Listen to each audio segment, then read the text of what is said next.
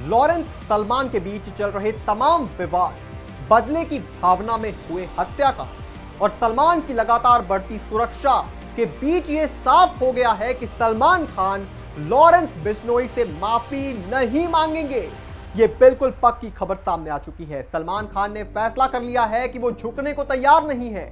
बताएंगे आज आपको इस पूरी खबर पर डिटेल एनालिसिस। पर उससे पहले अगर आपने हमारे चैनल को सब्सक्राइब नहीं किया है तो अभी सब्सक्राइब कर लीजिए और बेल आइकन दबाना ना भूलें।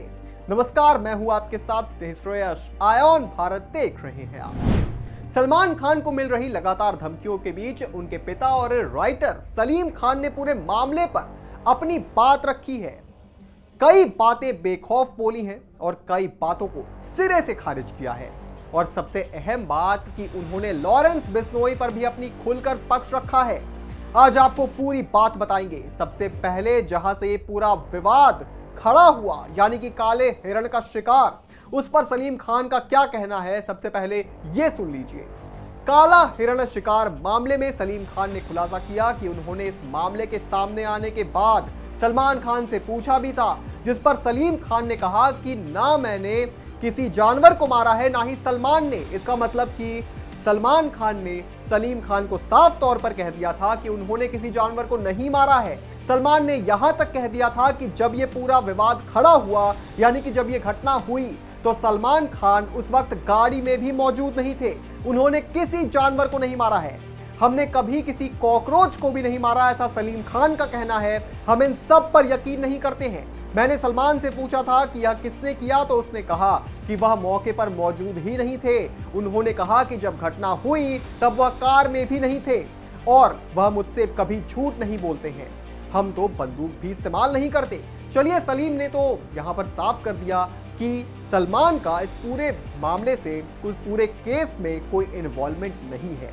मगर लॉरेंस ने जो कहा कि अगर सलमान बिश्नोई के मंदिर में माफी मांग ले तो लॉरेंस सलमान को माफ कर देंगे। इस पर भी सलीम खान ने क्या कहा आपको बताते हैं। उन्होंने लॉरेंस बिश्नोई के लिए कहा कि अगर जिंदगी और मौत इनके हाथ में है तो देखेंगे और माफी मांगो। अरे किससे माफी मांगो?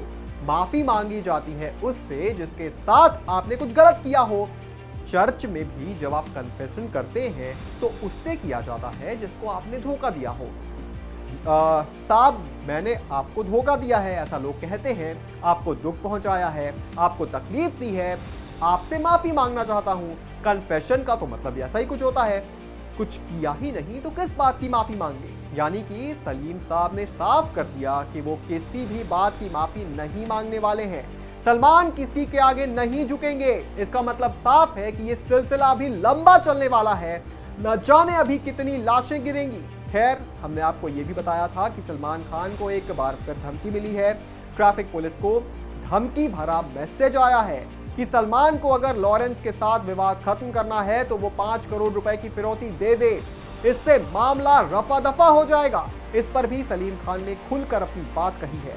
सलीम खान ने बताया कि पुलिस ने हमें घर के ही कुछ हिस्से में बैठने के लिए मना कर दिया है। जहां वह पहले बैठते थे वहां से उन्हें पुलिस ने साफ मना कर दिया है, क्योंकि एक हिस्से में तो गोली भी चली थी।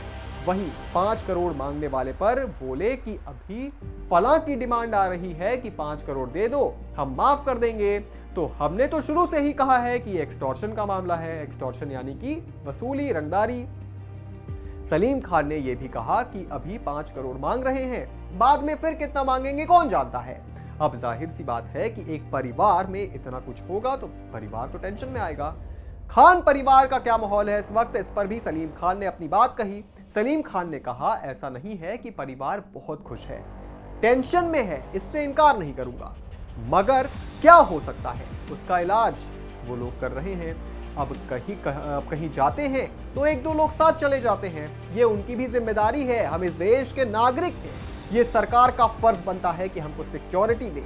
हम टैक्स पेयर हैं और हाईली पेड टैक्स पेयर हैं, तो दी जाती है सिक्योरिटी हमको।